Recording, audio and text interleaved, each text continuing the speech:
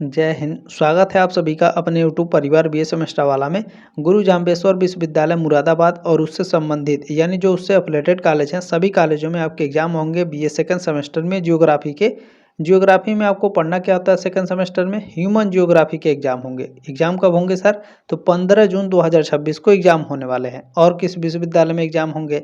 तो चौधरी चरण सिंह यूनिवर्सिटी मेरठ विश्वविद्यालय में 17 जून को एग्जाम होंगे। और महात्मा ज्योतिबा फुले रोहिलखंड विश्वविद्यालय में 25 जून 2026 को एग्जाम होने वाले हैं। यदि किसी कारणवश से आपका जो एग्जाम का शेड्यूल है, जो एग्जाम का डेट है, ये चेंज हो जाता है तो भी आपको पैनिक नहीं होना है, आप इस क्लास को अटेंड कर लीजिएगा, ठीक है ना। तो आज के इस क्लास में क्या सर, तो टॉप 500 एमसीक्यूएस है मोस्ट इंपॉर्टेंट। अच्छा, 500 एमसीक्यूएस हैं, कौन कौन से 500 एमसीक्यूएस हैं आपके इस क्लास में सर? तो यहाँ पर आप लोग ध्यान दीजिएगा, ये आपका छठवां क्लास है जो आप देख रहे हैं, ये छठवां क्लास है। इसके पहले मैंने 5 क्लासेस करा रखे हैं, ये आपका 2 क्लास होगा यहाँ पर, ये हो गया तीसरा क्लास आपका, ये हो गया चौथा और ये हो गया पाँचवा। मैं गारंटी लेता हूँ अगर आप ये को जो जितने भी मैंने क्लासेस करा रखे हैं आप यहाँ से पढ़ लेते हैं तो गारंटी के साथ यहाँ से आपके एग्जाम में आते ही आते हैं। अच्छा, जब पेपर दे करके आएंगे तब आप सब्सक्राइब कीजिएगा, ताकि आपको ये ना लगे कि पहले ही हम सब्सक्राइब कर लें। अगर आपके एग्जाम में क्वेश्चन नहीं आएंगे तो आप सब्सक्राइब मत कीजिएगा, ठीक है ना। ये मेरी गारंटी है कि आपके एग्जाम में क्वेश्चन आएंगे तो आएंगे यहाँ से आपके, ठीक है। चले क्लास को स्टार्ट करते हैं। इस क्लास को कराने में बहुत ही मेहनत लगती है, तो ये आपकी जिम्मेदारी रहेगी, अपने दोस्तों के साथ इसे शेयर कर दीजिएगा, एक लाइक मोस्टली कर दीजिएगा। और HYPE हाइप का बटन होगा, हाइप में जितना ज़्यादा पॉइंट देंगे और लाइक जितना ज़्यादा रहेगा, क्लास उतना ज़्यादा रिकमेंड होता है बाकी बच्चों के पास। तो आपकी जिम्मेदारी है, लाइक और हाइप जरूर कर दीजिएगा। स्टार्ट करते हैं। पहला क्वेश्चन है, मानव भूगोल के जनक किसे कहा जाता है? मानव भूगोल का जनक फ्रेडरिक रेटजेल को कहा जाता है। ये ऑप्शन राइट है क्वेश्चन नंबर पहले का। अभी जब आप 10-15 क्वेश्चन देख लेंगे, उसके साथ साथ अभी जो क्वेश्चन है ना, क्वेश्चन के नीचे आपको यहाँ पर की पॉइंट भी देखने के लिए मिलेंगे, ठीक है। नियतिवाद के प्रमुख समर्थक कौन थे? नियतिवाद के प्रमुख समर्थक थे Friedrich Ratzel. C option right है क्वेश्चन नंबर दूसरे का। नेक्स्ट क्वेश्चन देखिएगा, तीसरा नंबर है, संभववाद का सिद्धांत किसने दिया है? संभववाद का सिद्धांत विलार डी ला ब्लांस के द्वारा दिया गया है। बी ऑप्शन राइट है क्वेश्चन नंबर तीसरे का। अगला क्वेश्चन देखेंगे, प्रश्न नंबर 4 आपसे पूछा गया है, भारत की सबसे छोटी जनजाति कौन सी है?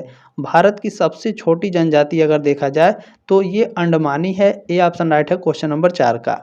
अगला क्वेश्चन देखेंगे, प्रश्न नंबर 5 आपसे पूछा गया है, खासी जनजाति मुख्यतः किस राज्य में पाई जाती है? तो जो खासी जनजाति होती है ये आपके मेघालय राज्य में पाई जाती है। बी ऑप्शन राइट है क्वेश्चन नंबर 5 का। अगला क्वेश्चन है प्रश्न नंबर 6, इसमें पूछा है, ये झूम नहीं है झूम है। क्या है? झूम, ठीक है ना। झूम कृषि किस प्रकार की कृषि है? तो जो झूम कृषि है यह एक स्थानांतरित कृषि है। ए ऑप्शन आपका राइट है क्वेश्चन नंबर 6 का, ठीक है। चलिए अगला क्वेश्चन देखेंगे, प्रश्न नंबर 7 आपसे पूछा गया है, विश्व में जनसंख्या की दृष्टि से दूसरा सबसे बड़ा महाद्वीप कौन सा है? दूसरा सबसे बड़ा महाद्वीप अफ्रीका है जनसंख्या की दृष्टि से, ठीक है। ये ऑप्शन आपका राइट है। तो आपके दिमाग में चलेगा कि विश्व की जनसंख्या की दृष्टि से सबसे बड़ा महाद्वीप कौन सा है? तो एशिया महाद्वीप जनसंख्या की दृष्टि से सबसे बड़ा है और दूसरा सबसे बड़ा महाद्वीप अफ्रीका है, याद रखिएगा, ठीक है। चलिए अगला क्वेश्चन प्रश्न नंबर 8 आपसे पूछा है कि जननांकिकी संक्रमण सिद्धांत के कितने चरण हैं? इस वाले क्वेश्चन में बहुत ही बच्चे कंफ्यूज होते हैं। आज मैं आपका जो डाउट है वो सारे के सारे मैं क्लियर करने वाला हूं, ठीक है। तो इस क्वेश्चन को ध्यान से पढ़िएगा। जननांकिकी संक्रमण सिद्धांत के पूछ रहा है कितने चरण हैं, तो यहाँ पर आपका ऑप्शन नंबर सी करेक्ट हो जाएगा। क्वेश्चन नंबर 8 का ऑप्शन नंबर सी, 5 जननांकिकी संक्रमण सिद्धांत के चरण हैं, मुख्य रूप से माने जाते हैं। क्यों माने जाते हैं? अच्छा, 5 और 4 को लेकर के बहुत ही ज़्यादा कन्फ्यूजन रहता है, तो मैं आपके यहाँ पे डाउट क्लियर करने वाला हूँ, ध्यान से सुनेंगे, ठीक है। देखिए, जननांकिकी संक्रमण सिद्धांत यानी डेमोग्राफिक ट्रांजिशन जो थ्योरी है, इसकी जो अवस्था है या फिर चरण है, अलग अलग विद्वानों ने अलग अलग तरीके से वर्गीकृत किया है, ठीक है ना। अच्छा, अलग अलग तरीके से वर्गीकृत किया है, तो सामान्य तौर पर अधिकांश भूगोलवेत्ता और शिक्षाविद इस सिद्धांत के 5 चरणों या फिर 5 मॉडल मानते हैं, जिसे सीपी ब्लैकर ने प्रस्तावित किया था, ठीक है ना। सीपी ब्लैकर ने जो आपका यहाँ पर जननांकिकी संक्रमण सिद्धांत है इसके 5 चरण बताए थे, ठीक है ना। इसी 5 चरण को माना जाता है मुख्य रूप से, ठीक है। तो 5 चरण कौन कौन से बताए थे इन्होंने? पहले चरण में बताया था इन्होंने उच्च स्थिर अवस्था, इसमें उच्च जन्म दर और उच्च मृत्यु दर होती है, इसमें जनसंख्या स्थिर रहती है। अब आपके एग्जाम में क्वेश्चन कैसे पूछेगा यहाँ से मैं आपको बता दूं। पूछेगा आपके एग्जाम में जननांकिकी संक्रमण सिद्धांत का पहला चरण कौन सा है, दूसरा चरण कौन सा है, तीसरा चरण कौन सा है, चौथा चरण कौन सा है और पांचवा चरण कौन सा है। इस तरीके से आपके एग्जाम में क्वेश्चन यहाँ से बनेंगे। तो ध्यान से जब आप पढ़े रहेंगे तभी आप उत्तर दे पाएंगे। तो दूसरे चरण में आता है प्रारंभिक विस्तारशील अवस्था। इसमें उच्च जन्म दर होती है लेकिन गिरती मृत्यु दर होती है। इसमें जनसंख्या तीव्र वृद्धि से या फिर जनसंख्या विस्फोट हो जाता है, यानी जनसंख्या इसमें तेजी से वृद्धि होती है। ठीक है। और तीसरी अवस्था है विलंबित विस्तारशील अवस्था। ठीक है। इसमें गिरती जन्म दर और कम मृत्यु दर, यानी जनसंख्या वृद्धि धीमी होने लगती है तीसरे आपके स्टेज में। और चौथे स्टेज में क्या होता है, निम्न स्थिर अवस्था, यानी निम्न जन्म दर और निम्न मृत्यु दर, यानी जनसंख्या पुनः स्थिर हो जाती है चौथे स्टेज में। पांचवें स्टेज में क्या होता है, घटती अवस्था, मृत्यु दर से भी कम जन्म दर होता है, यानी जनसंख्या घटने लगती है, जैसे जर्मनी और जापान में हो रहा है। अब इसके आगे कहानी क्या है, ध्यान से पढ़िएगा। देखें, यदि परीक्षा में 4 और 5 दोनों विकल्प हों तो आपको हमेशा 5 ही चयन करना चाहिए, क्योंकि यह इस सिद्धांत का पूर्ण और आधुनिक रूप है। ठीक है। विशिष्ट स्थिति जब उत्तर 4 सही माना जाता है, जैसे यदि प्रश्न में विशेष रूप से सिद्धांत के मूल प्रतिपादक WM थॉमसन 1929 या फ्रैंक नोटेस्टिन 1945 का नाम लिखा हो, तब इसका उत्तर बी यानी 4 होगा, क्योंकि इन्होंने मूल रूप से जो जननांकिकी संक्रमण सिद्धांत का जो चरण है, इन्होंने मूल रूप से 4 ही चरण दिए हैं। ये बात आपको ध्यान रखना है। अब क्वेश्चन कैसे पूछेगा, WF थॉमसन ने जननांकिकी संक्रमण सिद्धांत के कितने चरण बताए हैं, 4 चरण बताए हैं। फ्रैंक नोटेस्टिन महोदय ने जननांकिकी संक्रमण सिद्धांत के कितने चरण बताए हैं, 4 चरण बताए हैं। ठीक है। अब आपके डाउट क्लियर हो गए होंगे। अच्छा, अगर और भी डाउट रहेगा किसी भी क्वेश्चन में तो आपको चिंता नहीं करना है, BA सेमेस्टर वाला आप सभी के साथ है। ठीक है। ये मेरा व्हाट्सअप नंबर है 7607574584। एग्जाम के बाद आप लोग अपना क्वेश्चन पेपर भेज सकते हैं ताकि मैं आपको आंसर की प्रोवाइड करा सकूं, और किसी भी क्वेश्चन में कोई और डाउट है तो भी आप पूछ सकते हैं, बिल्कुल फ्री है सारी चीज़ें। ठीक है। डाउट सेशन भी बिल्कुल फ्री में आपको दी जाती है। अगला क्वेश्चन है कि ग्रामीण नगरी उपांत को अंग्रेजी में क्या कहते हैं। ग्रामीण नगरी उपांत को अंग्रेजी में कहा जाता है रूरल अर्बन फ्रेइंग। ये ऑप्शन आपका राइट है क्वेश्चन नंबर 9 का। प्रश्न नंबर 10 आपसे पूछा गया है कि हैमलेट किसे कहते हैं। हैमलेट कहा जाता है किसे, छोटी बस्ती को। बी ऑप्शन राइट है क्वेश्चन नंबर 10 का। अगला क्वेश्चन देखिएगा, प्रश्न नंबर 11 पूछा गया है, विश्व का सबसे बड़ा जनसंख्या वाला देश 2026 में कौन है, तो वो भारत है। बी ऑप्शन राइट है क्वेश्चन नंबर 11 का। अगला क्वेश्चन देखेंगे, प्रश्न नंबर 12 पूछा गया है कि प्राथमिक क्रियाएं के अंतर्गत क्या आता है। प्राथमिक क्रियाओं के अंतर्गत आपका आता है कृषि। बी ऑप्शन आपका राइट है। अगला क्वेश्चन देखेंगे, इसमें जो विनिर्माण है, व्यापार है, बैंकिंग है, ये आपके द्वितीयक क्षेत्र में आते हैं। कृषि आपका प्राथमिक क्षेत्र में आता है। ठीक है। अगला क्वेश्चन देखेंगे, प्रश्न नंबर 13, इसमें पूछा गया है कि ब्लू कॉलर श्रमिक किस क्षेत्र से संबंधित है। तो जो आपके ब्लू कॉलर श्रमिक हैं ये आपके द्वितीय क्षेत्र से संबंधित हैं। बी ऑप्शन आपका राइट है। अगला क्वेश्चन देखिएगा, प्रश्न नंबर 14, इसमें पूछा गया है जनसंख्या का दाब सबसे अधिक किस देश में है। तो जनसंख्या का जो दाब है सबसे अधिक बांग्लादेश में है। ये ऑप्शन आपका राइट है। चलिए, अगला क्वेश्चन है प्रश्न नंबर 15 की पिग्मी जनजाति कहाँ पाई जाती है। तो जो पिग्मी जनजाति है ये कांगो बेसिन में पाई जाती है। बी ऑप्शन आपका करेक्ट है। अगला क्वेश्चन देखेंगे, प्रश्न नंबर 16, ये बहुत ही इंपॉर्टेंट रहेगा, हर यूनिवर्सिटी में आपके एग्जाम में ये पूछे जाते हैं। एंथ्रोपोजियोग्राफी पुस्तक के लेखक कौन हैं। इस पुस्तक को लिखा है फ्रेडरिक रैटजेल ने। ये ऑप्शन राइट है क्वेश्चन नंबर 16 का। इस पुस्तक को कब लिखा गया था ये भी आपके एग्जाम में कई बार पूछा है, तो ध्यान रखिएगा। फ्रेडरिक रैटजेल ने 1882 में एंथ्रोपोजियोग्राफी लिखी। इसमें मानव और पर्यावरण के संबंधों को बताया, इसी से मानव भूगोल की नींव पड़ी। ठीक है। नेक्स्ट क्वेश्चन, प्रश्न नंबर 17, इसमें आपसे पूछा गया है टुंड्रा प्रदेश के निवासियों का मुख्य व्यवसाय क्या है। टुंड्रा प्रदेश के निवासियों का मुख्य व्यवसाय है शिकार व मछली पकड़ना। सी ऑप्शन राइट है क्वेश्चन नंबर 17 का। इसमें याद रखिएगा, टुंड्रा में अत्यधिक ठंड के कारण कृषि संभव नहीं है, यानी खेती करना संभव नहीं है। तो एस्किमो जैसे लोग रेंडियर, सील का शिकार और मछली पकड़कर जीवन यापन करते हैं। अगला क्वेश्चन 18 नंबर पूछा गया है, विश्व का सबसे घना बसा देश कौन सा है। घना बसा देश विश्व का कौन है, मोनाको है। बी ऑप्शन आपका करेक्ट है इसमें। ठीक है। इसके साथ साथ आप लोग यहाँ पर जो एक्सप्लेनेशन है इसको भी पढ़ते चलिएगा, आपके डाउट भी क्लियर होंगे, यहाँ से भी क्वेश्चन आपके एग्जाम में बनते हैं। मोनाको का क्षेत्रफल बहुत छोटा है लेकिन जनसंख्या का घनत्व 18,000 व्यक्ति प्रति वर्ग किलोमीटर से अधिक है, इसलिए यह विश्व का सबसे घना बसा देश है। अगला क्वेश्चन 19 नंबर है, नवनिश्चयवाद का प्रतिपादन किसने किया? 100% गारंटी के साथ ये क्वेश्चन आपके एग्जाम में आते हैं, तो ध्यान रखेंगे। ग्रिफिथ टेलर ने नवनिश्चयवाद का प्रतिपादन किया था। सी ऑप्शन आपका राइट है। यहाँ पर ध्यान दीजिएगा, ग्रिफिथ टेलर ने निश्चयवाद और संभववाद के बीच का रास्ता बताया। निश्चयवाद और संभववाद के बीच का रास्ता क्या है? नवनिश्चयवाद। ठीक है, इसी को ग्रिफिथ टेलर ने बताया है। जो ग्रिफिथ टेलर हैं इनके अनुसार मानव प्रकृति से बंधा नहीं है पर पूरी तरह स्वतंत्र भी नहीं है। ठीक है, चलिए अगला क्वेश्चन 20 नंबर पूछा गया है, बुशमैन जनजाति किस मरुस्थल में पाई जाती है? बुशमैन जनजाति कालाहारी मरुस्थल में पाई जाती है। बी ऑप्शन आपका राइट है। बुशमैन दक्षिण अफ्रीका के कालाहारी मरुस्थल के मूल निवासी हैं। ये शिकार और भोजन संग्रह पर निर्भर रहते हैं, सर्वभक्षी होते हैं, याद रखिएगा। अगला क्वेश्चन है 21 नंबर, भारत में सबसे अधिक जनसंख्या घनत्व वाला राज्य कौन सा है? तो बिहार भारत में सबसे अधिक जनसंख्या घनत्व वाला राज्य है। बी ऑप्शन आपका राइट है।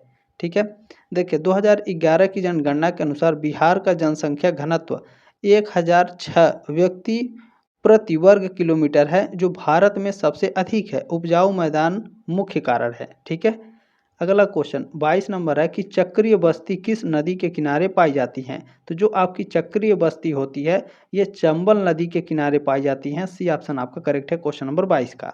ठीक है, देखिए चंबल नदी के पहाड़ों में सुरक्षा के लिए घर गोलाकार बसाए जाते हैं, इसे चक्रीय बस्ती कहते हैं। मध्य प्रदेश राजस्थान में मिलती है। ठीक है, अगला क्वेश्चन 23 नंबर है कि सांस्कृतिक परिमंडल की संकल्पना किसने दी? Very very most important question रहेगा। सांस्कृतिक परिमंडल की जो संकल्पना दी गई है ये कार्ल सावर के द्वारा दी गई है। बी ऑप्शन आपका करेक्ट है। ठीक है, इसमें याद रखिएगा, पूछता है आपके एग्जाम में कार्ल सावर किस देश के भूगोलवेत्ता थे? तो ये कार्ल सावर अमेरिकी भूगोलवेत्ता थे। ठीक है ना, तो अमेरिकी भूगोलवेत्ता कार्ल ओ सायर ने सांस्कृतिक परिदृश्य की अवधारणा दी, मानव द्वारा प्रकृति में किए गए परिवर्तन को दर्शाती है। ठीक है, चलिए अगला क्वेश्चन है पर्वतीय। ठीक है ना, पर्वतीय जनजाति का उदाहरण है। पर्वतीय जनजाति के उदाहरण कौन से हैं? तो टोडा जनजाति आपके पर्वतीय जनजाति का उदाहरण है। सी ऑप्शन आपका करेक्ट है। देखिए टोडा जनजाति तमिलनाडु की नीलगिरी पहाड़ियों में रहती हैं। भैंस पालना इनका मुख्य व्यवसाय है। इनकी बस्ती को मंड कहते हैं। ठीक है, मोस्ट इंपोर्टेंट रहेगा, आपके एग्जाम में कई बार पूछा है मंड किस जनजाति के बस्ती को मंड कहा जाता है? तो टोड जनजाति के बस्ती को मंड कहा जाता है। ठीक है ना, अगला क्वेश्चन देखिएगा 25 नंबर है कि ऋणात्मक जनसंख्या वृद्धि किस देश में देखी जाती है? ऋणात्मक जनसंख्या वृद्धि देखी जाती है जापान में। सी ऑप्शन राइट है क्वेश्चन नंबर 25 का। ठीक है, जापान में जन्म दर बहुत कम और मृत्यु दर अधिक होने से जनसंख्या घट रही है। वृद्ध लोगों का अनुपात बढ़ रहा है, इसे जनसंख्या विस्फोट का उल्टा कहते हैं। अगला क्वेश्चन है 26 नंबर, पूछा गया है कि वाइट कॉलर श्रमिक किस सेक्टर में आते हैं? वाइट कॉलर जो श्रमिक होते हैं यह तृतीयक सेक्टर में आते हैं। सी ऑप्शन आपका राइट है क्वेश्चन नंबर 26 का। ठीक है ना, तृतीयक सेक्टर में सेवा कार्य आते हैं। बैंक, शिक्षा, प्रशासन में काम आने वाले पेशेवर लोग वाइट कॉलर कहलाते हैं, जो दिमागी काम करते हैं। ठीक है, अगला क्वेश्चन है 27 नंबर, पिग्मी व्यापार किसे कहते हैं? पिग्मी व्यापार, मूक व्यापार को पिग्मी व्यापार कहते हैं। बी ऑप्शन राइट है क्वेश्चन नंबर 27 का। ठीक है, अफ्रीका के पिग्मी और बाहरी लोग बिना बोले सामान का आदान प्रदान करते हैं। एक पक्ष सामान रखकर चला जाता है, दूसरा बदले में सामान रख देता है। ठीक है ना, चले अगला क्वेश्चन, इसमें आपसे पूछा गया प्रकीर्ण बस्ती का प्रमुख कारण क्या है? प्रकीर्ण बस्ती का प्रमुख कारण है जल की कमी। बी ऑप्शन आपका करेक्ट है। चलिए इसमें याद रखिएगा, राजस्थान जैसे शुष्क क्षेत्रों में पानी के स्रोत दूर दूर होते हैं, इसलिए लोग कुएं या तालाब के पास दूर दूर बसते हैं, जिससे बस्ती बिखरी होती है। ठीक है, अगला क्वेश्चन है 29 नंबर की जनसंख्या पिरामिड से क्या पता चलता है? जनसंख्या पिरामिड से पता चलता है आयु, लिंग, संरचना। बी ऑप्शन आपका करेक्ट है। इसमें आपको याद रखना है, जनसंख्या पिरामिड ग्राफ से विभिन्न आयु वर्गों में स्त्री पुरुष का अनुपात पता चलता है। इससे देश की भावी जनसंख्या प्रवृत्ति का अनुमान लगता है। क्वेश्चन नंबर 30 है, कास्मोग्राफी शब्द का प्रतिपादक कौन है? कास्मोग्राफी शब्द का प्रतिपादन किया गया था अलेक्जेंडर वॉन हम्बोल्ट के द्वारा। ये ऑप्शन आपका करेक्ट है। यहाँ पर ध्यान से पढ़ लीजिएगा, कई सारे एग्जाम में यहाँ से क्वेश्चन बनेंगे। प्रसिद्ध जर्मन भूगोलवेत्ता अलेक्जेंडर वॉन हम्बोल्ट ने भूगोल में कॉस्मोग्राफी शब्द का प्रतिपादन किया था और अपनी प्रसिद्ध बहुसंख्यीय पुस्तक कॉस्मोस के माध्यम से ब्रह्मांड का विस्तृत और समग्र वैज्ञानिक वर्णन प्रस्तुत किया था। ठीक है ना। आपके एग्जाम में कई बार पूछा, बहुत ही फेमस पुस्तक है कॉस्मोस। कॉस्मोस पुस्तक किसने लिखी है? अलेक्जेंडर वॉन हम्बोल्ट ने लिखी है। कई बार आपके एग्जाम में पूछा है, बहुत ही इंपॉर्टेंट है, याद रखिएगा। ठीक है। कार्ल रीटर ये हम्बोल्ट के समकालीन थे और इन्हें आधुनिक भूगोल का संस्थापक माना जाता है। इनकी प्रसिद्ध रचना अर्धकुंडे है। आपके एग्जाम में बहुत बार पूछा है, अर्धकुंडे पुस्तक के लेखक कौन है? कार्ल रीटर हैं। फ्रेडरिक रेटजेल, इन्हें मानव भूगोल का पिता कहा जाता है। इनकी मुख्य पुस्तक है एंथ्रोपोजियोग्राफी और पॉलिटिसे जियोग्राफी। ठीक है, इनकी दोनों पुस्तकों को याद रखिएगा, सबसे फेमस है एंथ्रोपोजियोग्राफी। स्ट्रैबो के बारे में जान लीजिए। स्ट्रैबो एक प्राचीन यूनानी भूगोलवेत्ता थे जिनकी प्रसिद्ध रचना है जियोग्राफिका। ठीक है, जो 17 खंडों में है। आपके एग्जाम में कई बार पूछा है, जियोग्राफिका पुस्तक के लेखक कौन है? स्ट्रैबो। अगला क्वेश्चन है कि मानव भूगोल भौगोलिक ज्ञान रूपी वृक्ष से सम्मानित तने से प्रस्फुटित एक नवीन अंकुर है। यह कथन किसका है? यह कथन है ब्रूंस का। बी ऑप्शन आपका राइट है। इनका पूरा नाम है जीन ब्रूंस। ठीक है, एक सेकेंड, यहाँ पर देखेंगे, यहाँ पर जीन ब्रूंस लिखा है और यहाँ पर केवल ब्रूंस लिखा है। ठीक है।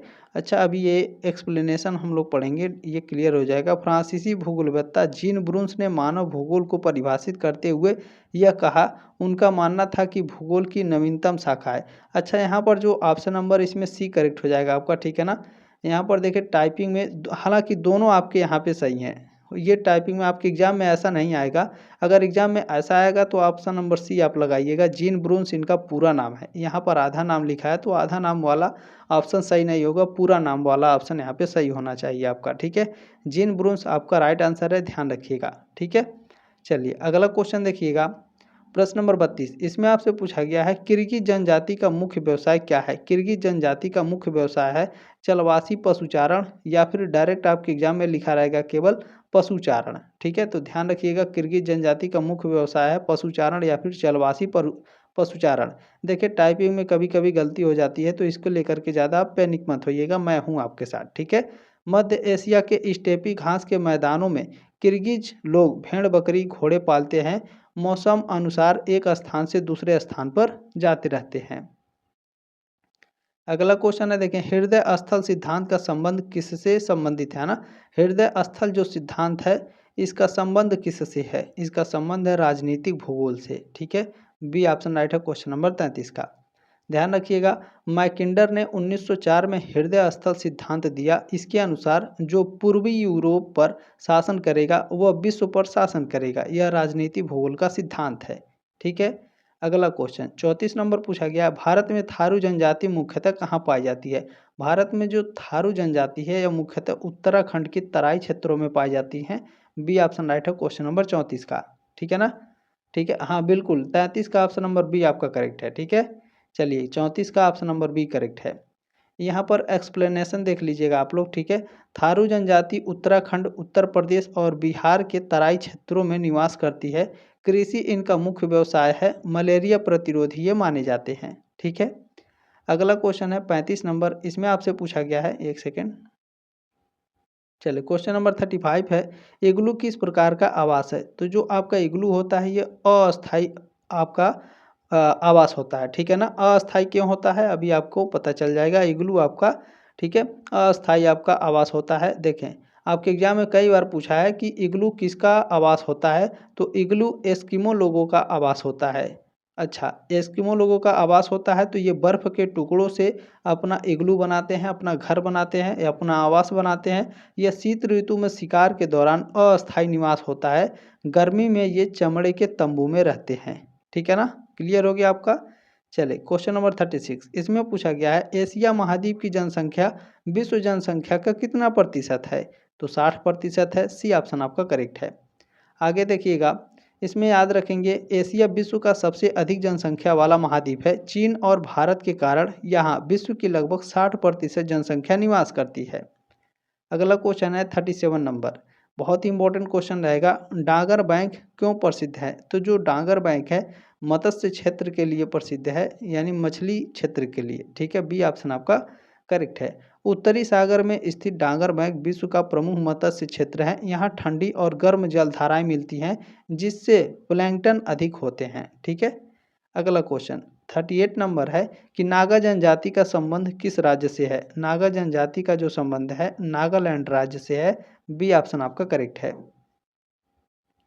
देखिए, नागा जनजाति नागालैंड की प्रमुख जनजाति है। इसके कई उप समूह हैं। हार्नबिल महोत्सव इनका प्रसिद्ध सांस्कृतिक पर्व है। आपके एग्जाम में कई बार पूछा है हार्नबिल महोत्सव किस जनजाति के द्वारा मनाया जाता है?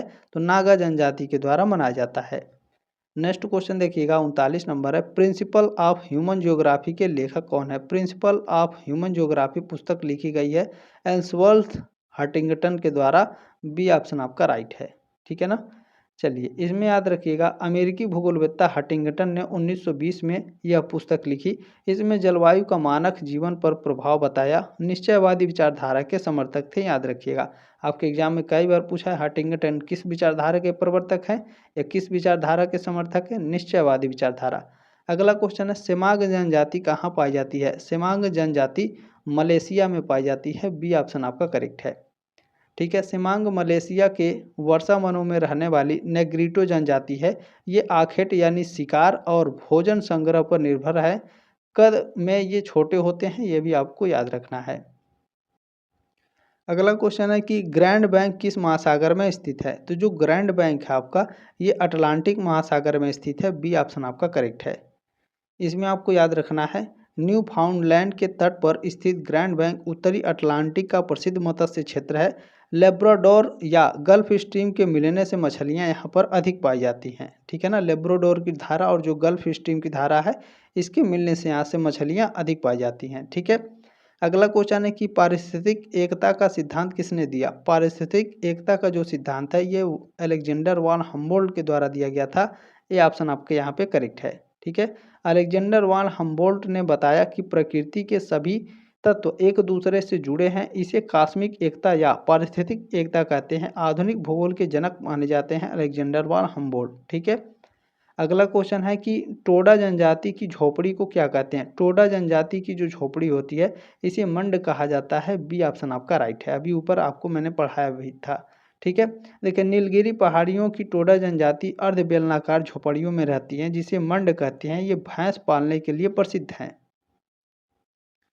अगला क्वेश्चन है मानव भूगोल शब्द का सर्वप्रथम प्रयोग किसने किया? मानव भूगोल शब्द का प्रयोग सबसे पहले फ्रेडरिक रेडजेल के द्वारा किया गया था। ये ऑप्शन आपका राइट है क्वेश्चन नंबर 44 का। ठीक है, देखिए जर्मन भूगोलवेत्ता फ्रेडरिक रेडजेल ने 1882 में एंथ्रोपोजियोग्राफी नामक पुस्तक में पहली बार मानव भूगोल शब्द का प्रयोग किया था। ठीक है, क्लियर हो गया सारी चीज़ें। अगला है मसाई जनजाति किस देश में पाई जाती है? मसाई जनजाति पाई जाती है केन्या देश में। बी ऑप्शन राइट है क्वेश्चन नंबर 45 का। ठीक है, देखिए मसाई पूर्वी अफ्रीका के केन्या और तंजानिया में रहने वाली पशुचारक जनजाति है। गाय भैंस इनकी संपत्ति और सामाजिक प्रतिष्ठा का प्रतीक है। अगला क्वेश्चन 46 नंबर है कि सीढ़ीदार प्रतिरूप की बस्ती कहाँ मिलती है? सीढ़ीदार प्रतिरूप की जो बस्ती है पर्वतीय ढालों पर मिलती है। बी ऑप्शन आपका यहाँ पे करेक्ट है। ठीक है, देखिए हिमालय जैसे पर्वतीय क्षेत्रों में ढलानों पर सीढ़ीनुमा खेत बनाकर बस्तियां बनाई जाती हैं। उत्तराखंड हिमाचल में यह प्रतिरूप आम बात है। ठीक है, चलिए अगला क्वेश्चन, ये तो 100% आपका हर विश्वविद्यालय में पूछा जाता है। रुको और जाओ निश्चयवाद किसे कहते हैं? या फिर रुको और जाओ निश्चयवाद किसने दिया था? इस विचारधारा को या फिर इस अवधारणा को किसने दिया था? तो रुको और जाओ निश्चयवाद को नव निश्चयवाद कहा जाता है।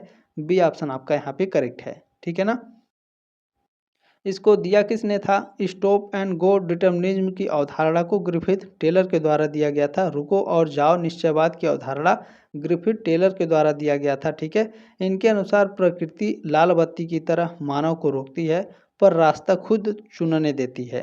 ठीक है ना, अगला क्वेश्चन पूछा गया है गोंड भारत की कौन सी सबसे बड़ी जनजाति है? गोंड भारत की दूसरी सबसे बड़ी जनजाति है। बी ऑप्शन आपका करेक्ट है।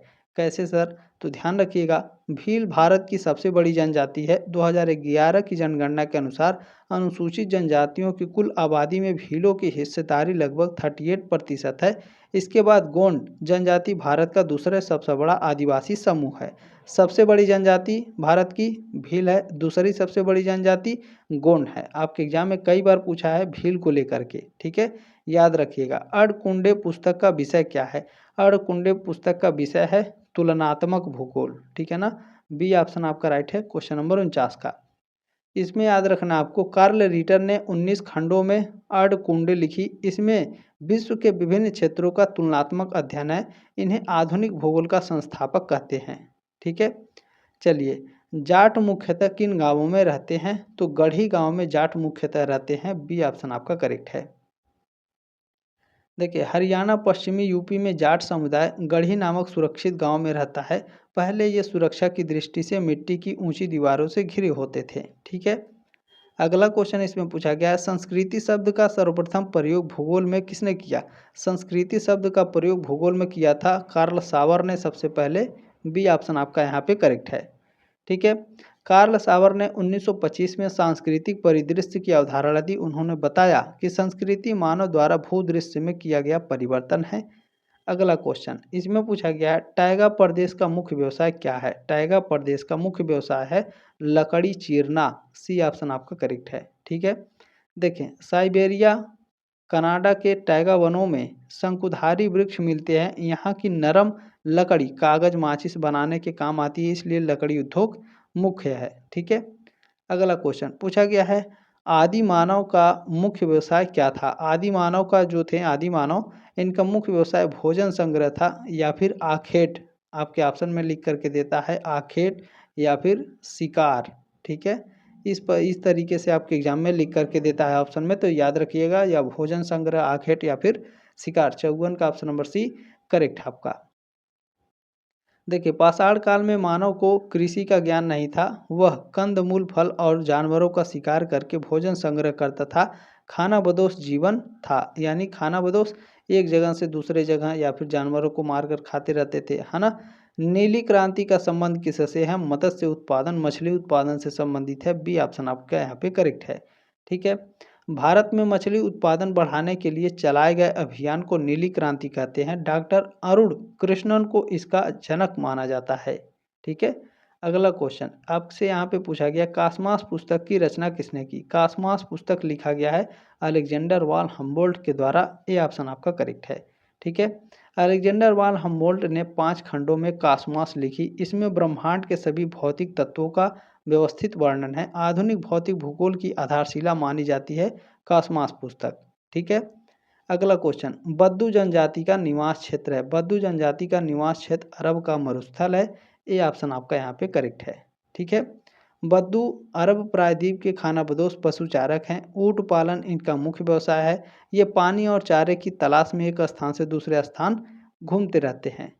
अगला क्वेश्चन है, जनसंख्या का जाल किसने दिया? जनसंख्या का जो जाल है यह माल्थस के द्वारा दिया गया है। ये ऑप्शन आपका यहाँ पे करेक्ट है। देखिए, थॉमस माल्थस ने 1798 में बताया कि जनसंख्या ज्यामितीय दर से और जो खाद्यान्न है वो अंकगणितीय दर से बढ़ता है। इसमें जनसंख्या विस्फोट का खतरा रहता है, ठीक है। चलिए, अगला क्वेश्चन है, कानात क्या है? तो जो कानात है यह सिंचाई की नाली है। ये ऑप्शन आपका करेक्ट है। अगला क्वेश्चन देखेंगे, पूछा गया आपसे, ईरान के जो आपका एक्सप्लेनेशन है क्वेश्चन का, ईरान के शुष्क क्षेत्रों में भूमिगत नालियां बनाकर पहाड़ी जल को खेतों तक लाया जाता है। इन्हें कानात कहते हैं। यह सिंचाई की प्राचीन विधि है, ठीक है। अगला क्वेश्चन पूछा गया है, वान थ्यूनेन मॉडल किससे संबंधित है? वान थ्यूनेन मॉडल संबंधित है कृषि भूमि उपयोग से। बी ऑप्शन आपका यहाँ पे करेक्ट है, ठीक है। वान थ्यूनेन ने 1826 में बताया कि बाजार से दूरी के अनुसार फसलों का चयन होता है। शहर के पास सब्जी, दूध और दूर गहन खेती होती है।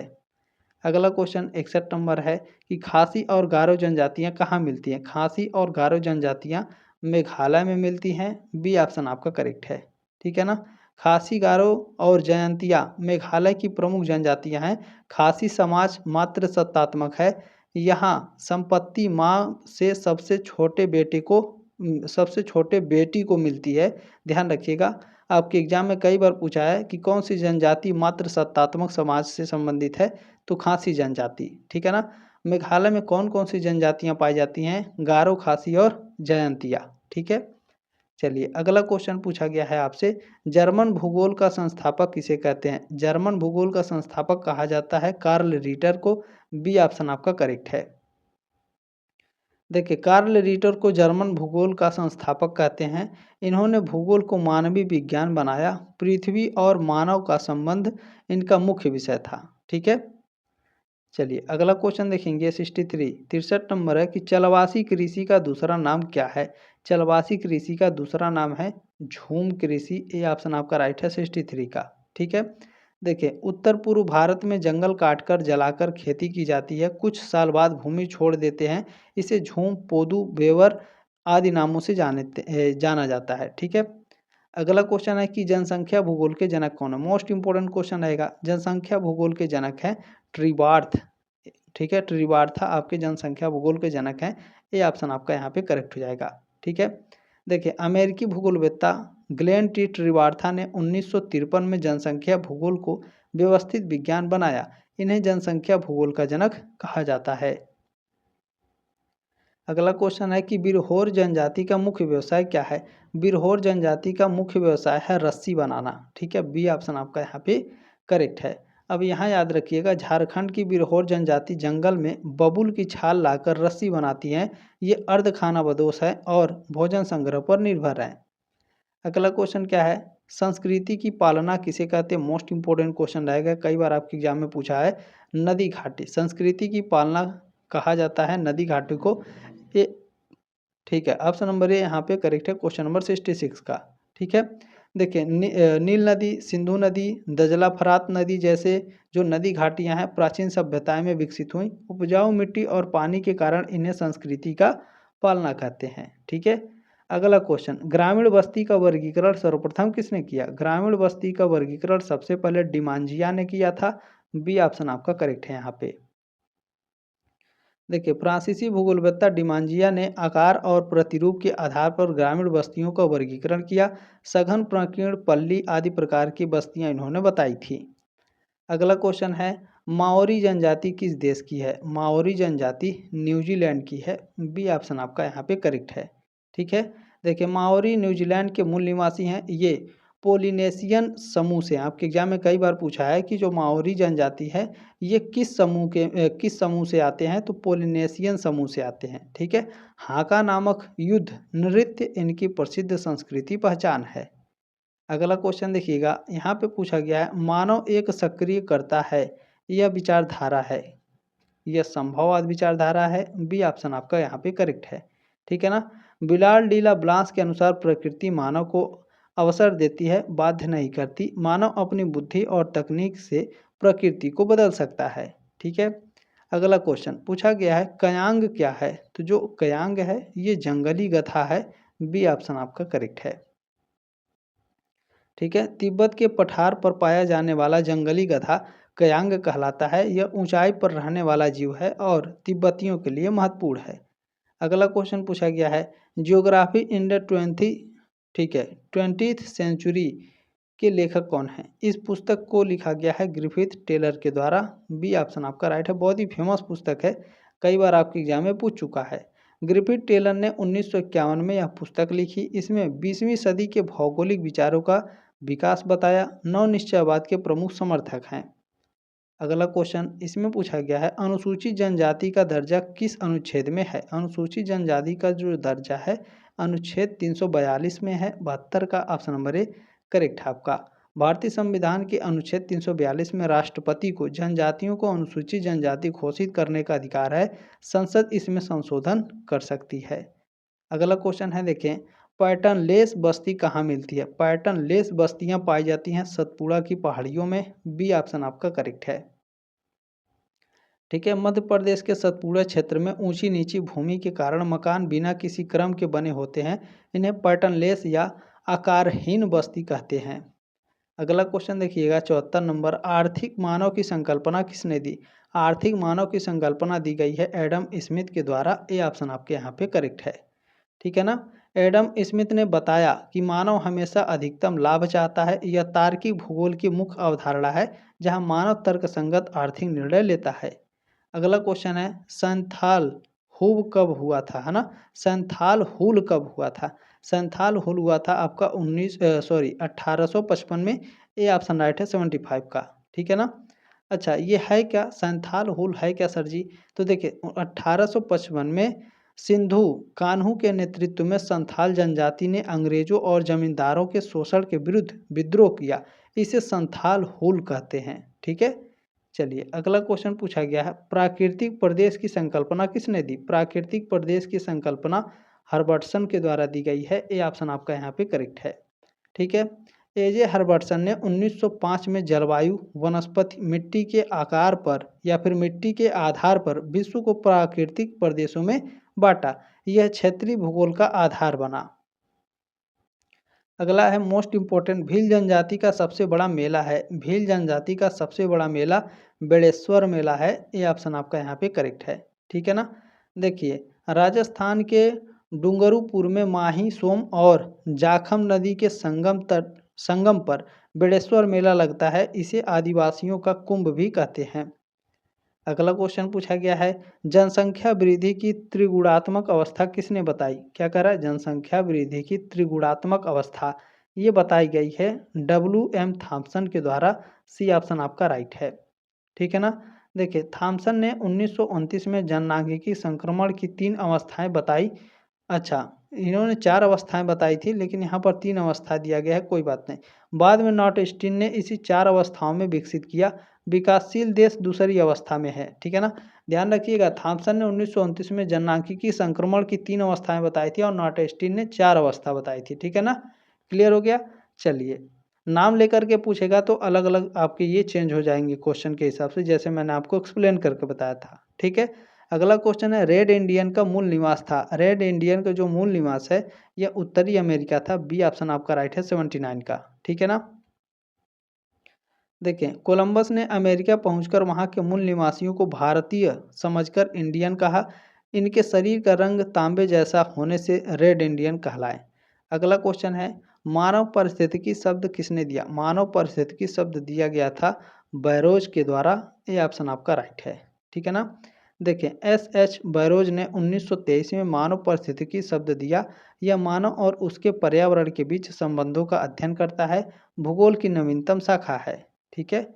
अगला क्वेश्चन मानव भूगोल को सामाजिक विज्ञान की शाखा किसने कहा? मानव भूगोल को सामाजिक विज्ञान की शाखा कहा गया है, किसके द्वारा? तो ये कहा गया है आपका विडाल डी ला ब्लांस के द्वारा। डी ऑप्शन आपका यहाँ पे करेक्ट है, ठीक है। विडाल डी ला ब्लांस ने मानव भूगोल को प्राकृतिक के बजाय सामाजिक विज्ञान माना। उन्होंने संभववाद का सिद्धांत देकर मानव को सक्रियकर्ता बताया। अगला क्वेश्चन है प्रवास कटिबंध सिद्धांत का संबंध किससे है? वेरी वेरी मोस्ट इंपोर्टेंट, सारे के सारे एकदम मोस्ट इंपोर्टेंट क्वेश्चन है। प्रवास कटिबंध सिद्धांत है ना का संबंध किससे है? तो प्रजाति विकास से है। ये ऑप्शन आपका करेक्ट है। आपके एग्जाम में कई बार पूछा है कि प्रवास कटिबंध सिद्धांत किसने दिया है, ठीक है। तो ग्रिफिथ टेलर ने बताया कि प्रजातियां मध्य एशिया से विभिन्न दिशाओं में फैली। सबसे पुरानी प्रजाति सबसे दूर पहुंची। इसे प्रवास कटिबंध सिद्धांत कहते हैं, ठीक है। अगला क्वेश्चन है 83 नंबर ऑस्ट्रेलाइड प्रजाति का मुख्य लक्षण क्या है? ऑस्ट्रेलाइड प्रजाति जो होती है इनके मुख्य लक्षण है भूरी त्वचा होती है और घुंघराले बाल होते हैं। सी ऑप्शन आपका यहाँ पे करेक्ट है। अगला इसमें देखिएगा जो एक्सप्लेनेशन है ऑस्ट्रेलाइड प्रजाति के लोग ऑस्ट्रेलिया और दक्षिण भारत में मिलते हैं। इनकी त्वचा गहरे भूरे रंग की, बाल घुंघराले और नाक चौड़ी होती है। अगला क्वेश्चन है एनु जनजाति का निवास क्षेत्र कौन सा देश है? एनु जनजाति का जो निवास क्षेत्र देश है वो जापान है आपका। बी ऑप्शन यहाँ पर करेक्ट हो जाएगा आपका। देखें एनु जापान के होक्काइडो द्वीप की मूल जनजाति है। यह मंगोलायड प्रजाति से संबंधित है। आखेट और मत्स्य पालन इनका मुख्य व्यवसाय है। अगला क्वेश्चन देखेंगे पूछा है लदांग कृषि को ब्राजील में क्या कहते हैं? लदांग कृषि को ब्राजील में कहा जाता है रोका। बी ऑप्शन आपका यहाँ पे करेक्ट है। देखिए स्थानांतरित कृषि को मलेशिया में लदांग, ब्राजील में रोका, मैक्सिको में मिल्पा। जंगल काटकर जलाने के बाद कुछ साल ये खेती करते हैं, ठीक है। चलिए अगला क्वेश्चन है विश्व का एकमात्र यहूदी बहुल राष्ट्र कौन सा है? विश्व का तो इजराइल है। बी ऑप्शन आपका यहाँ पे करेक्ट है। ठीक है, देखें इजराइल विश्व का एकमात्र देश है जहाँ यहूदी धर्म बहुसंख्यक है। 1948 में इसकी स्थापना हुई। यरूशलेम इसकी राजधानी और पवित्र नगर है। अगला क्वेश्चन है, शिंटो धर्म का उद्गम किस देश में हुआ? शिंटो धर्म का जो उद्गम है जापान में हुआ है। बी ऑप्शन यहाँ पे आपका करेक्ट है। ठीक है ना। शिंटो जापान का प्राचीन धर्म है। इसमें प्रकृति पूजा और पूर्वजों की आत्माओं को महत्व दिया जाता है। यह जापान का प्रमुख धर्म है। अगला क्वेश्चन है, लैटिन अमेरिका की सबसे अधिक बोली जाने वाली भाषा है। लैटिन अमेरिका की सबसे अधिक बोले जाने वाली भाषा स्पेनिश है। बी ऑप्शन आपका यहाँ पे करेक्ट है। देखिए लैटिन अमेरिका के अधिकांश देश स्पेन के उपनिवेश रहे हैं, इसलिए स्पेनिश यहाँ की प्रमुख भाषा है। ब्राज़ील में पुर्तगाली बोली जाती है। अगला क्वेश्चन है, मध्य पूर्व का प्राचीनतम धर्म कौन सा है? मध्य पूर्व का प्राचीनतम धर्म है यहूदी धर्म। बी ऑप्शन आपके यहाँ पे करेक्ट है। अगला क्वेश्चन है, यहूदी धर्म लगभग 4000 वर्ष पुराना है। इसी से ईसाई और इस्लाम धर्म निकले। इजराइल इसका केंद्र है। इसे सबसे पुराना एकेश्वरवाद धर्म मानते हैं। ठीक है। अगला क्वेश्चन पूछा गया है, एलन चर्चिल सैंपल किस देश की भूगोलवेत्ता थी? एलन चर्चिल सैंपल जो थी ये अमेरिका की भूगोलवेत्ता थी। सी ऑप्शन आपका यहाँ पे करेक्ट है। ठीक है, देखें सैंपल अमेरिकी भूगोलवेत्ता थी, रेटजेल की शिष्या थी ये। ठीक है ना। इन्होंने इन्फ्लुएंसेस ऑफ जियोग्राफी इन्वायरमेंट लिखी और निश्चयवाद का प्रचार किया। अगला क्वेश्चन 91 नंबर है, विश्व में प्रवासियों की सर्वाधिक संख्या किस देश से है? प्रवासियों की संख्या भारत में है। बी ऑप्शन आपका यहाँ पे करेक्ट है। ठीक है ना।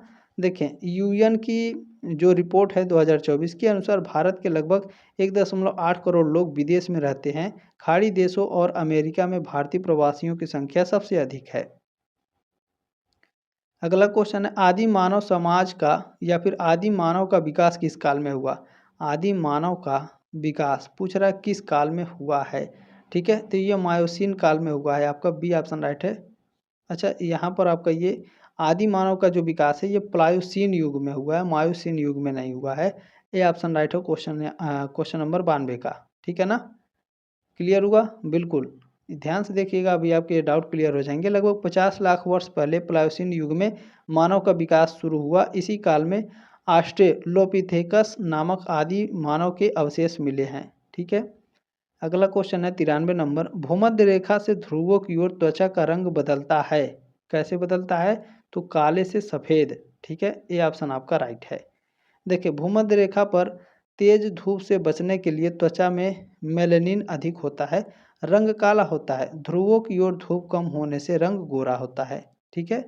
चलिए अगला क्वेश्चन है कि समोएड प्रजाति का संबंध किससे है? समोएड प्रजाति का जो संबंध है मंगोलायड से है। बी ऑप्शन आपका करेक्ट है। देखिए जो सेमोएड साइबेरिया की जनजाति है ये मंगोलायड प्रजाति से है। रेंडियर पालन इनका मुख्य व्यवसाय है। ये टुंड्रा प्रदेश में रहते हैं। अगला क्वेश्चन है 95 नंबर। इसमें देखिए क्वेश्चन आपसे पूछा गया है 100% नगरीय जनसंख्या वाला देश है सिंगापुर। बी ऑप्शन आपका करेक्ट है। ठीक है, सिंगापुर एक नगर राज्य है। यहाँ ग्रामीण क्षेत्र नहीं है, इसलिए 100% जनसंख्या नगरीय है। यह विश्व का सबसे नगरीकृत देश है। अगला क्वेश्चन है कि पल्ली या पूर्वा किस प्रकार की बस्ती है? पल्ली या फिर जो पूर्वा है ये सबसे छोटी सघन बस्ती होती है। बी ऑप्शन आपका करेक्ट है। देखिए मुख्य गांव से दूरी बनी छोटी बस्तियों को पल्ली या पूर्वा कहते हैं। यह सबसे छोटे आकार की सघन बस्तियां होती हैं। उत्तर भारत में ये आम बात है। अगला क्वेश्चन है, भू आकृति विज्ञान मानव भूगोल की शाखा नहीं है क्योंकि यह भौतिक भूगोल की शाखा है। ये ऑप्शन आपका करेक्ट है 97 का। ठीक है ना। चलिए आगे बढ़ेंगे। क्वेश्चन नंबर 98 देखिए पूछा है, geography in the 20th century कब लिखी गई? इस पुस्तक को लिखा गया था 1951 में। डी ऑप्शन आपका राइट है। ठीक है। देखिए ग्रिफिथ टेलर ने 1951 में यह पुस्तक लिखी। इसमें 20वीं सदी में भूगोल की विकास की समीक्षा है। टेलर नव निश्चयवाद के समर्थक थे। अगला क्वेश्चन है 99 नंबर, टुंड्रा प्रदेश के मकान किससे बनते हैं? तो बर्फ के बनते हैं। बी ऑप्शन आपका राइट है 99 का। अगला क्वेश्चन देखिएगा, ठीक है ना। अच्छा, इसमें देख लीजिए, एस्किमो लोग बर्फ के टुकड़ों से इग्लू बनाते हैं। यह गोलाकार गुंबद नुमा होता है, अंदर गर्म रहता है और अस्थायी आवास के रूप में काम आता है। अगला है, तीर से शिकार कौन सी जनजाति करती है? वेरी वेरी मोस्ट इंपॉर्टेंट रहेगा। भील जनजाति तीर से शिकार करती है। सी ऑप्शन आपका करेक्ट है। ठीक है, चलिए इनके बारे में पढ़ लीजिए। भील मध्य भारत की प्रमुख जनजाति है। तीर कमान इनका पारंपरिक हथियार है। ये कुशल शिकारी होते हैं। राजस्थान, मध्य प्रदेश, गुजरात में मिलते हैं ये। अगला क्वेश्चन है, नागा लोग गांव कहाँ बनाते हैं? तो ये अपना गांव बनाते हैं पहाड़ों के ऊपरी ढालों पर। बी ऑप्शन आपका राइट है यहाँ पे। ठीक है, इसका जो एक्सप्लेनेशन है इसे भी पढ़ लीजिए, यहाँ से एग्जाम में क्वेश्चन बनेंगे। सुरक्षा की दृष्टि से नागा जनजाति पहाड़ों की ऊंची चोटियों पर गांव बसाती है। इसे मोरंग कहते हैं। नागालैंड में यह आम बात है। आपके एग्जाम में कई बार पूछा है कि जो नागा जनजाति है अपनी जो आवास बनाते हैं इसे क्या कहा जाता है? मोरंग कहा जाता है। ठीक है, अगला क्वेश्चन है, नागा जनजाति का मुख्य भोजन क्या है? तो चावल और मांस। ये ऑप्शन आपका यहाँ पे करेक्ट है। ठीक है ना। चलिए अगला क्वेश्चन देखिएगा, 103 नंबर है। भील जनजाति मध्य प्रदेश के किस जिले में सर्वाधिक है? भील जनजाति मध्य प्रदेश के झाबुआ जिले में सर्वाधिक है। ये ऑप्शन आपका करेक्ट है। चलिए यहाँ पे देखिएगा, आपसे पूछा गया है, एक्सप्लेनेशन देख लीजिए। झाबुआ जिले में भील जनसंख्या सबसे अधिक है। यह जिला भील बहुल है। भगोरिया इसका प्रसिद्ध त्योहार है। अलीराजपुर भी भील बहुल है। ठीक है ना, याद रखिएगा, भगोरिया भगोरिया इनका प्रसिद्ध त्योहार है भील जनजाति का। ठीक है, 104 नंबर है, एस्किमो जनजाति किस क्षेत्र में रहती है? एस्किमो जनजाति टुंड्रा प्रदेश में रहती है। बी ऑप्शन आपका करेक्ट है। एस्किमो उत्तरी कनाडा, अलास्का, ग्रीनलैंड के टुंड्रा प्रदेश में रहते हैं। अत्यधिक ठंड के कारण सील, वालरस का शिकार और मछली पकड़ते हैं। ठीक है, चलिए अगला क्वेश्चन है, द हिस्ट्री ऑफ मैनकाइंड के लेखक हैं। इस पुस्तक को लिखा गया है किसके द्वारा? तो इस पुस्तक को लिखा है फ्रेडरिक रैटजेल ने। ये ऑप्शन आपका राइट है। ठीक है, देखें, रैटजेल ने 3 खंडों में द हिस्ट्री ऑफ मैनकाइंड लिखी। इसमें मानव संस्कृतियों का भौगोलिक आधार पर अध्ययन किया। निश्चयवाद के प्रमुख ग्रंथों में से एक है। अगला क्वेश्चन है, पुराणों की कुल संख्या हमारी 18 है। सी ऑप्शन आपका करेक्ट है। ठीक है ना, हिंदू धर्म में 18 महापुराण है। इसमें सृष्टि, देवताओं की कथाएं और धर्म का वर्णन है। ब्रह्म, पद्म, विष्णु पुराण प्रमुख हैं इसमें। वेदों की संख्या हमारी 4 है। ठीक है ना, कौन कौन से? ऋग्वेद, यजुर्वेद, सामवेद और अथर्ववेद। ठीक है ना, और सबसे प्राचीन इसमें ऋग्वेद है। वेदों को अपौरुषेय माना जाता है, याद रखिएगा इसमें। ठीक है, चलिए अच्छा, यहाँ पर एक चीज़ याद रखिएगा, सबसे पुराना वेद पूछता है कई बार ऋग्वेद। पूछता है संगीतमय वेद कौन सा है? तो सामवेद को संगीतमय वेद माना जाता है। ठीक है, अगला क्वेश्चन है 108 नंबर, संभववादी विचारधारा के प्रतिपादक थे। संभववादी विचारधारा के प्रतिपादक हैं ब्लाल डी ला ब्लांस। बी ऑप्शन आपका करेक्ट है। देखिए, फ्रांसीसी भूगोलवेत्ता विडाल डी ला ब्लास ने संभववाद दिया। उन्होंने कहा कि प्रकृति अवसर देती है, मानव अपनी संस्कृति से चुनाव करता है। अगला क्वेश्चन 109 नंबर, लदांग कृषि कहाँ प्रचलित है? तो मलेशिया में। बी ऑप्शन आपका यहाँ पे करेक्ट है। ठीक है, चलिए अगला क्वेश्चन है 110 नंबर, कि लेपले का संबंध किससे है? तो जो लेपले हैं इनका संबंध सामाजिक भूगोल से है। बी ऑप्शन आपके यहाँ पे करेक्ट है। ठीक है ना, देखें, फ्रेडरिक लेपले फ्रांसीसी सामाजिक वैज्ञानिक थे। इन्होंने परिवार अध्ययन विधि दी, सामाजिक भूगोल के विकास में योगदान दिया। अगला क्वेश्चन पूछा है, एडविन कैनन ने कौन सा सिद्धांत दिया? Very very most important question है। अनुकूलतम जनसंख्या सिद्धांत किसने दिया था? एडविन कैनन महोदय ने दिया। बी ऑप्शन आपका यहाँ पे करेक्ट है। ठीक है ना, ब्रिटिश अर्थशास्त्री एडविन कैनन ने वर्ष 1924 में ठीक है, 1924 में प्रकाशित अपनी पुस्तक वेल्थ में अनुकूलतम जनसंख्या सिद्धांत, ओपियम पॉपुलेशन थ्योरी का प्रतिपादन किया था। मोस्ट इम्पोर्टेंट, अच्छा यहाँ ऑप्टिमियम है। ठीक है ना, optimum population theory most important question रहेगा। कई बार आपके एग्जाम में पूछा है अनुकूलतम जनसंख्या सिद्धांत किसने दिया। ठीक है ना, चलिए अगला क्वेश्चन है, मानव भूगोल के अध्ययन का केंद्र बिंदु है। मानव भूगोल के अध्ययन का केंद्र बिंदु है मानव। बी ऑप्शन आपका यहाँ पे करेक्ट है। अगला क्वेश्चन देखिएगा, 113 नंबर है, श्रीनगर, मसूरी, शिमला किस प्रकार के नगर हैं? पर्यटक केंद्र हैं। बी ऑप्शन आपके यहाँ पे करेक्ट है। ठीक है, चलिए अगला क्वेश्चन देखिएगा 114 नंबर। बुशमैन किस प्रकार की या फिर बुशमैन किस प्रजाति से संबंधित है? बुशमैन निग्रोइड प्रजाति से संबंधित होते हैं। ये ऑप्शन आपके यहाँ पे करेक्ट है। ठीक है ना। देखिए बुशमैन कालाहारी मरुस्थल के निवासी हैं। ये निग्रोइड प्रजाति की शान शाखा से हैं। कद छोटा, त्वचा पीली भूरी होती है। अगला क्वेश्चन 115 नंबर है। कहीं भी आवश्यकताएं नहीं हैं अपितु सर्वत्र संभावनाएं होती हैं, कथन किसका है? ये स्टेटमेंट लूसियन फैब्रे ने दिया था। बी ऑप्शन आपका यहाँ पे करेक्ट है। फ्रांसीसी इतिहासकार लूसियन फैब्रे ने यह संभववादी कथन दिया। उनके अनुसार प्रकृति मानव को विवश नहीं करती बल्कि विकल्प देती है। अगला क्वेश्चन 116 नंबर पूछा है कि एलन चर्च सैंपल का संबंध किस विचारधारा से है? सैंपल का जो संबंध है वातावरण निश्चयवाद की विचारधारा से संबंधित है। ये बी ऑप्शन आपका राइट है 116 का। देखिए एलन सैंपल थी ये फ्रेडरिक रेडजेल की शिष्या थी। इन्होंने इन्फ्लुएंसेस ऑफ जियोग्राफिक इन्वायरमेंट में निश्चयवाद का समर्थन किया। मानव को प्रकृति का दास माना। इन्फ्लुएंसेस ऑफ जियोग्राफिक इन्वायरमेंट पुस्तक किसने लिखी? एलन चर्चिल सैंपल ने लिखी। ठीक है। चलिए अगला क्वेश्चन है विश्व पर्यावरण दिवस कब मनाया जाता है? हर साल 5 जून को। बी ऑप्शन राइट है 117 का। ठीक है।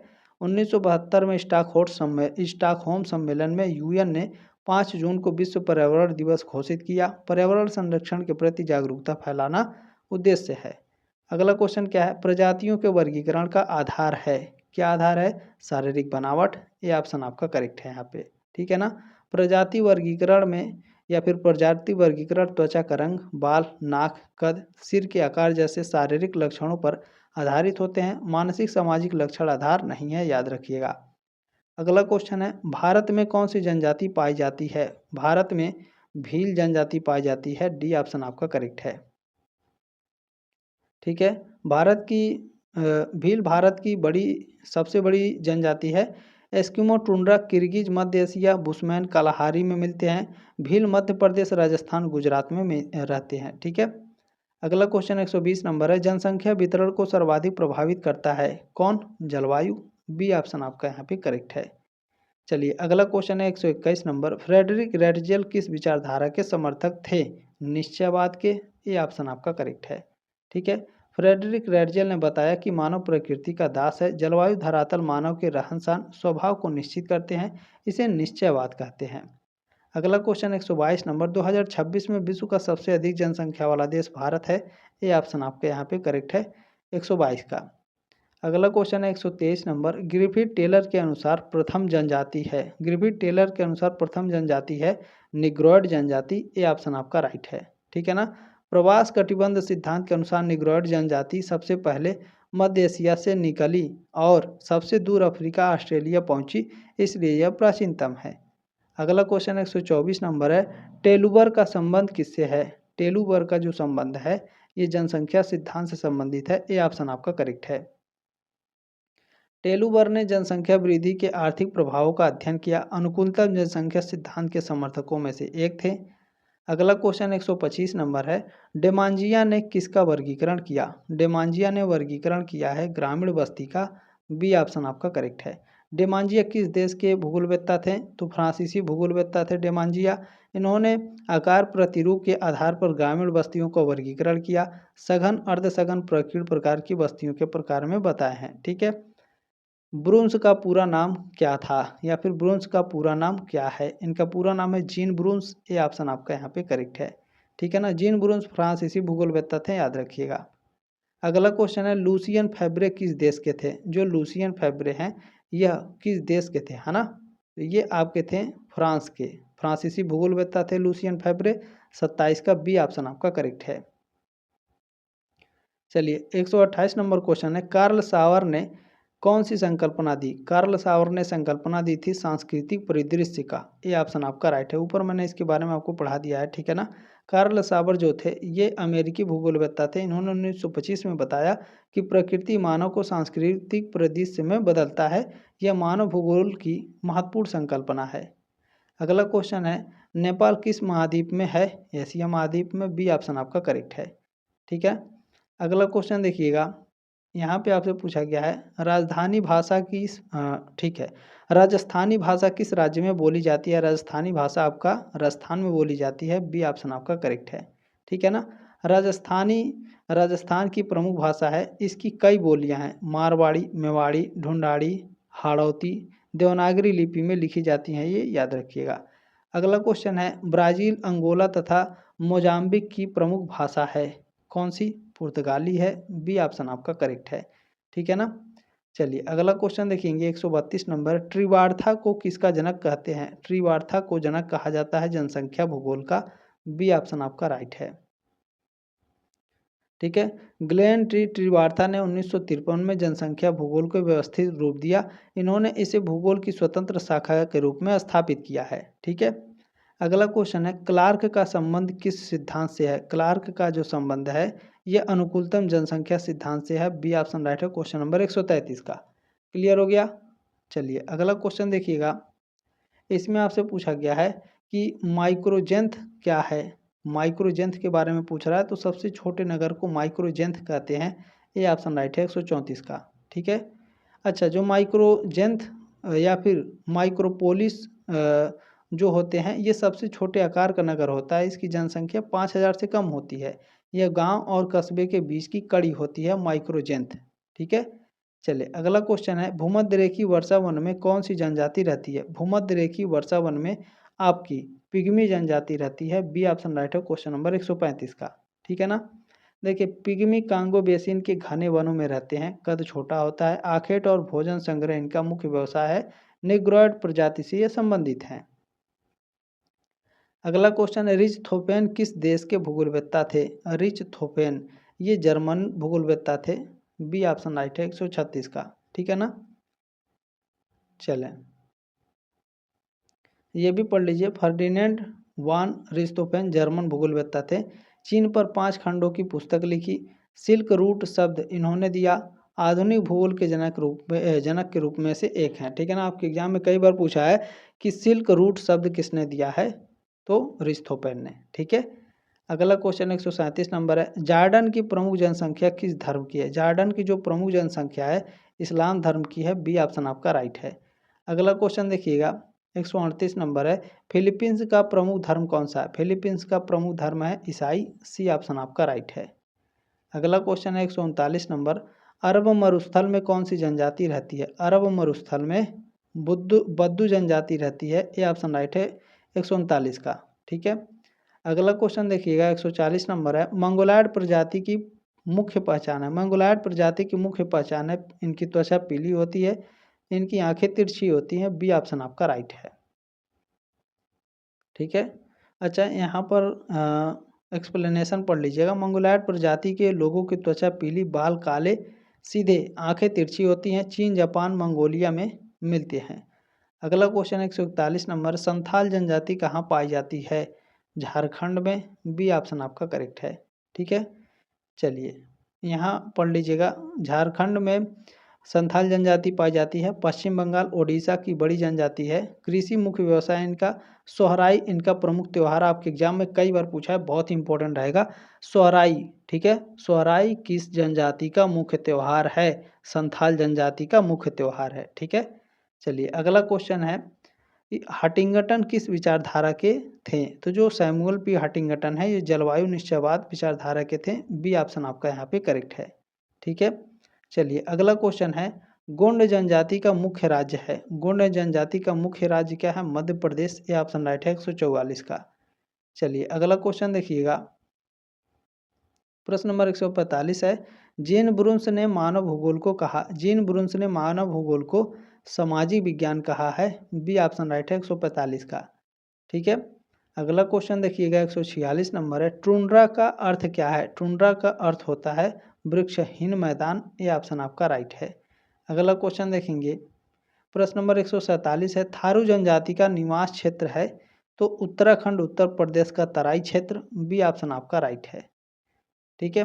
अगला क्वेश्चन है 148 नंबर, लेपले ने किस विधि का विकास किया? जो लेपले महोदय हैं इन्होंने परिवार बजट विधि का विकास किया। बी ऑप्शन आपका राइट है 148 का। ठीक है। चलिए अगला क्वेश्चन है 149 नंबर, लैंडर कुंडे का अर्थ है क्या? प्रादेशिक भूगोल। बी ऑप्शन आपका राइट है। ये सारी चीज़ें मैं आपको टेलीग्राम ग्रुप में शेयर कर दूंगा, वहाँ से आप इसका PDF डाउनलोड कर लीजिएगा। अगर शेयर नहीं रहेगा तो आप लोग इसको चैनल जो ये क्लास है, क्लास के नीचे आप लोग मैसेज कर दीजिएगा, सर इसका पीडीएफ दे दीजिए, पीडीएफ आपको शेयर कर दिया जाएगा बिल्कुल फ्री में, ठीक है। अगला क्वेश्चन है, देखें, टेलर ने प्रजातियों की कितनी शाखाएं बताई। जो टेलर महोदय हैं, इन्होंने प्रजातियों की 7 प्रकार बताए हैं। सी ऑप्शन राइट है क्वेश्चन नंबर 150 का। 7 प्रकार कौन कौन से? तो टेलर के द्वारा बताए गए प्रजातियों के 7 वर्ग निम्नलिखित हैं। पहला इन्होंने बताया नेग्रिटो जनजाति, जो सबसे प्राचीन प्रजाति है। दूसरा है नेग्रो, तीसरा ऑस्ट्रेलॉइड, चौथा भूमध्य सागरी, चौथा नार्डिक, छठवां अल्पाइन और सातवां मंगोलॉइड। मंगोलॉइड सबसे अंत में विकसित प्रजाति है, इनके अनुसार माने जाते हैं, ठीक है ना। बाकी क्लास कैसी लगी कमेंट के माध्यम से अपनी राय कमेंट बॉक्स में जरूर रखिएगा। जल्द मिलेंगे आपके नेक्स्ट क्लास में, तब तक के लिए जय हिंद, वंदे मातरम।